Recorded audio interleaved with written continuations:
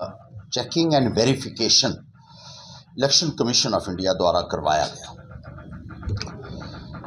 और उसके नतीजे भी आपके सामने आए कि 3 मशीनें जो हैं वो नॉन फंक्शनल निकली हैं और एक मशीन के ऊपर पहले से ही लिखा हुआ था रिजेक्टेड डिफंक्ट। अब नॉन फंक्शनल का क्या मतलब है? नॉन फंक्शनल मशीनें होती है जिसमें कोई टेक्निकल डिफेक्ट हो या उसके साथ छेड़खानी की गई हो या वो डैमेज उसको कोई हुआ हो, मशीन को हुआ हो। अब ये 3 मशीनें जो थी, हमने उन इंजीनियर से ये पूछा कि इनकी ऑथेंटिसिटी क्या है,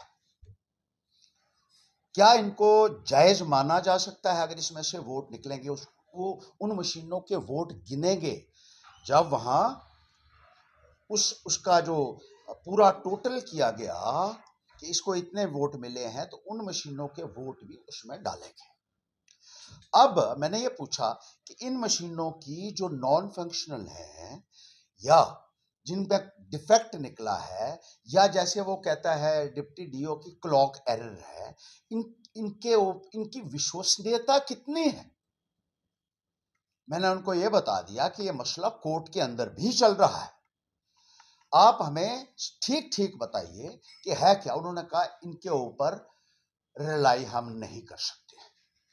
जो इंजीनियर्स का कहना था कि इनकी ऑथेंटिसिटी नहीं बनती है। और जो डिप्टी डीओ है यहाँ का, वो एक जो कह रहा था कि क्लॉक एरर था, वो एक कह रहा है 3 में हुआ ना, 3 में डिफेक्ट, 1 में क्लॉक एरर। अब क्लॉक एरर क्या होता है ये भी समझने की बात है कि उस मशीन में ये नहीं लिखा हुआ है कि ये वोट कब पड़े। हर मशीन में जब भी आप जो है वोटिंग करते हैं तो उसमें डेट भी रिकॉर्ड होती है और टाइम भी रिकॉर्ड होती है। तो उन मशीनों का ये पता नहीं था कि वोटिंग के दिन से पहले के पड़े हैं या वोट वाले दिन पड़े हैं या उसके बाद पड़े हैं। जब हमने ये बात उनसे पूछी, उन्होंने कहा ये इसके बारे में कुछ भी नहीं कहा जा सकता, ये वोट डालने के और गिनती के पहले भी हो सकता है, इस मशीन को साफ करके इसमें ये वोट डालेगी हो। ये स्पष्ट हो गया। उन्होंने कहा हम इनको रेड फ्लैग करेंगे और रेड फ्लैग उनको किया और नॉन फंक्शनल उनको डिक्लेयर किया। पहली मशीन ही जो है वो गलत निकली, उसमें डिफेक्ट निकला। दूसरी मशीन उन्होंने कहा अच्छा जी हम ये खराब है तो दूसरी देख लो। बड़ा अच्छा है उनका एक्सक्यूज था कि ये नहीं है तो दूसरी देख लो। दूसरी लाई तो दूसरी भी खराब, फिर कहा तीसरी देख लो, तो तीसरी लाई तो तीसरी भी डिफेक्टिव निकली। अब हिसाब लगा लीजिए, हम तो बाहर आ रहे थे, हमने कहा तो हम तो रुकना ही नहीं चाहते। उन्होंने कहा नहीं नहीं हम आपको और दिखाएंगे। चौथी लाई उस पर लिखा था रिजेक्टेड और डिफंक्ट, उसके बाहर ही लिखा हुआ था। मशीन जो है, जो मेन उसका पार्ट, उसके ऊपर लिखा हुआ था रिजेक्टेड, यानी ये रद्द कर दी गई है मशीन और डिफंक्ट हो चुकी है, मतलब ये काम की नहीं रही है। 4 जो है वो तो साफ साबित हो गया कि ये मशीनें जो हैं इनमें धांधली की गई थी, इनमें गड़बड़ी की गई थी। और 2 मशीनें जो बाद में उन्होंने लाई, जिसके बारे में ये महाशय कहते हैं कि बिल्कुल सही थी, उन मशीनों का जो वोट उनमें से निकले थे उसका मैच होना था वीवीपैट से जो पेपर ट्रेल निकलती है उसके साथ। वो उन्होंने इनकार कर दिया कि हम जो पर्ची निकलती है उससे, उसका और जहां वोट पड़ा है उसका मेल होना चाहिए बैलेट यूनिट में। लेकिन उन्होंने कहा हम वो मेल करवाने के लिए हम नहीं करवाएंगे वो। हालांकि डिस्ट्रिक्ट इलेक्शन ऑफिसर जो डीसी ने है, उन्होंने कहा हमें एतराज नहीं है, लेकिन वहां जो दूसरे लोग थे उन्होंने एतराज किया, नहीं नहीं नहीं जी ये नहीं दिखाना है। मैंने उनको कहा कि अगर ट्रांसपेरेंसी की आप बात करते हैं, अगर आप सही हैं तो आपको ये दिखाने में कोई हर्ज नहीं होना चाहिए। नहीं तो कैसे पता लगेगा आप ये दिखा रहे हैं और पेपर ट्रेल आप नहीं दिखा रहे हैं, इसका मतलब है कुछ छुपाना चाहते हैं आप। और भी तो 4 मशीनें तो आपकी पहले ही जो है वो गलत साबित हो सकती, और 2 मशीनों से आप वो पेपर ट्रेल्स को मिलाने के लिए तैयार नहीं है, तो आपकी ऑथेंटिसिटी क्या है? इसका मतलब यह है कि आपका पूरा प्रोसेस जो है वो विशिएट हो चुका है और ये साबित हो चुका है कि भारी पैमाने के ऊपर आप लोगों ने धांधली की है, गड़बड़ी की है। और सबूत आपने, सर्टिफिकेशन आपने खुद कर दी उसके बाद ये हमारा भाई कहता है कि दबाव बना के, वाह, डीसी वहां, एसएसपी वहां, पूरी फौज लगाई हुई है तुमने, सिक्योरिटी फोर्सेस है, आपके अफसर बैठे हुए हैं और दबाव मेरा चलना है। हर जगह आप लोग गुंडागर्दी से जीतते हो और गुंडागर्दी करके प्रशासन के ऊपर एक अपना दबाव बनाने की कोशिश करते हो मोदी का नाम लेकर, और जब यहां पकड़े गए तो कहते हर्षदेव ने दबाव बनाया और उनसे सर्टिफिकेट साइन करवाया। डीसी ने भी किया है और डीसी ने ही फिर वो दिया है। यहां डीसी के ऊपर भी दबाव बनाया गया कि मत दो। ये 2 घंटे तक हम उन मशीनों का सर्टिफिकेट लेने के लिए इंतजार करते रहे। इन्होंने कहा हमने सर्टिफिकेट तो बना दिया है लेकिन आपको नहीं देंगे, हम ये इलेक्शन कमीशन को देंगे, उधर देंगे। मैंने कहा जब भी काउंटिंग होती है या जब भी कोई कार्रवाई होती है तो उसी वक्त उसका रिजल्ट जो है वो वहां जो कैंडिडेट के नुमाइंदे होते हैं उनको भी दिया जाता है और कैंडिडेट को भी दिया जाता है। तो ये 4 मशीनों का आपने रेड फ्लैग इनको कर दिया और उसके बाद सर्टिफिकेट भी आपने कर दिया कि ये मशीनें जो हैं इनके साथ छेड़छाड़ हुई है। तो हमें देने में आपको क्या एतराज है? 2 घंटे तक एक डिप्टी डीओ है यहां जो कल बयान दे रहा था कि एक मशीन में एरर आया है, उसको भी मुझे लगता है ये लड़का है जो नया नया जो है अब बीजेपी में गया है, इसको मैं कहूंगा डिग्री चेक कराने का तुझे बड़ा शौक है ना, उसकी भी करा लेना जब कराएगा तो, डिप्टी डीओ की भी। मुझे लगता है वो भी उतना ही पढ़ा है जितना तू पढ़ा है ना। तुझे पता लग रहा है कि इसके ऊपर कागज के ऊपर क्या लिखा है और ना उसको समझ आए। सर्टिफाई उसके हायर अथॉरिटीज कर रहे हैं, डिप्टी डीओ के, और वो बयान कुछ और दे रहा है। वो कहता है 1 है, उन्होंने कहा 3 जो है वो नॉन फंक्शनल थी और वो भी मैंने ले लिया जिसके ऊपर इलेक्शन कमीशन ने रिजेक्टेड और डिफंक्ट लिखा हुआ है। उन मशीनों को इस्तेमाल करके आप लोगों ने इलेक्शन लड़ी है। मैं ये पूछना चाहता हूं, ये पूरे इलेक्शन कमीशन से भी और तमाम जो अधिकारीगण हैं जो दिल्ली में बैठे हुए हैं अपने पेट थपथपाने वाले, जिनके बलबूते पर ये लोग नाचते हैं, जिनका कोई वजूद ही नहीं है,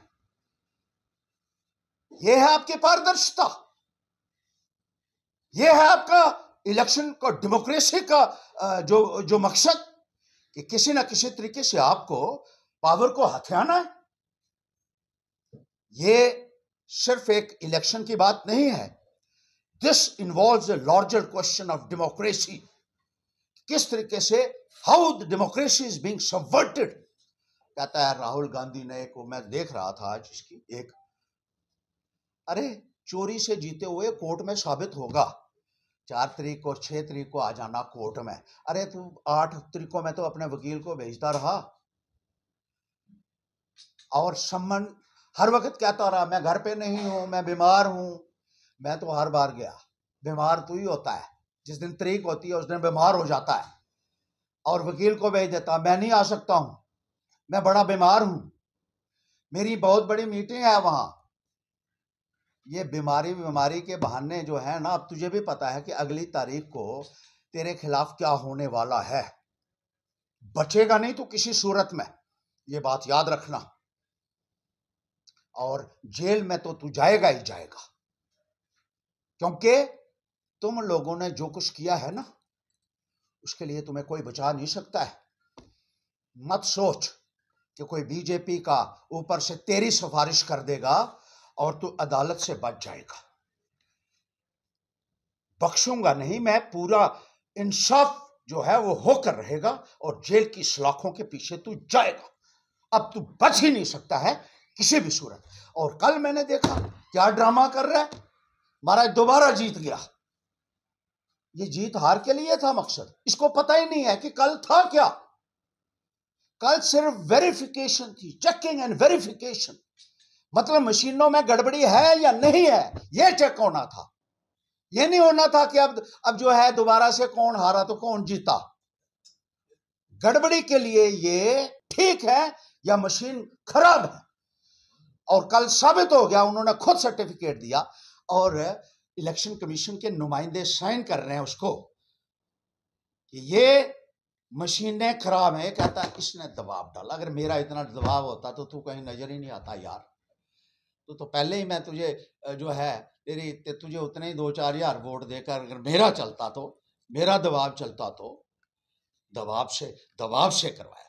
कहता 3 मशीनें दोबारा बिल्कुल करवानी चाहिए, ये तू नहीं करवाएगा मैं करवाऊंगा, इनको ले जाऊंगा पूरे हिंदुस्तान में इस मसले को, और भारतीय जनता पार्टी को आईना दिखाऊंगा इनके लोगों को जो बड़ी बड़ी बातें तो करते हैं और जिनके सिर के ऊपर तू नाचता है ना, उनके सामने भी उनको भी मैं आईना दिखाऊंगा कि क्या हो रहा है यहां पे। कह रहा है मैं जीत गया, दोबारा जीत गया। इसको पता ही नहीं है कि ये जीत हार का नहीं था, ये मशीनों में गड़बड़ी चेक करने के लिए था, और मशीनों में गड़बड़ी निकली जो खुद सर्टिफाई किया इलेक्शन कमीशन के जो रिप्रेजेंटेटिव्स थे उन्होंने, और जिसका सर्टिफिकेट भी आज पूरे मीडिया में जो है वो चल रहा है। तो मेरे भाई अब तैयार हो जा और हवाला की इंक्वायरी जरूर करवाना, और यह भी बताना दुबई कितनी बारी गया है, और जिस आदमी ने बयान दिया है कि खुद पैसे लेकर जाता था इसके पास गेस्ट हाउस में, गांधीनगर के गेस्ट हाउस में, उस एमएलए को किस एमएलए को देता था ये भी वहां बताऊंगा लोगों को। आज मैं कहूंगा कौन सा है ना, तो लोग कहेंगे पता नहीं पॉलिटिकल रीजंस की वजह से ये कह रहा है। उस दिन मैं वो रिकॉर्डिंग लेकर जाऊंगा उसका बयान लेकर जाऊंगा जो पैसे देने के लिए इसको जाता था। और दुबई में गोरख धंधा उस एमएलए का क्या है जिसका नाम मैं बताने जा रहा हूं अब, क्योंकि ये कोर्ट में जाना चाहता है, उसका नाम मैं बताऊंगा और बीजेपी के से पूछूंगा भी कि पहले तो आप चोरों को, अपराधियों को शामिल करते थे भारतीय जनता पार्टी में, अब राष्ट्र विरोधी हैं जो बाहर से पैसा आता है 2 नंबर का, मनी लॉन्ड्रिंग का पैसा आता है, देशद्रोह है वो, दैट अमाउंट्स टू सेडिशन। मुल्क की अर्थव्यवस्था को जिस तरीके से बाहर से आप लोगों के साथ मिलकर कमजोर कर रहे हो, that is called sedition. Hindi में भी इसका अनुवाद करके मैं बता देना चाहता हूं क्योंकि शायद समझ ना आए।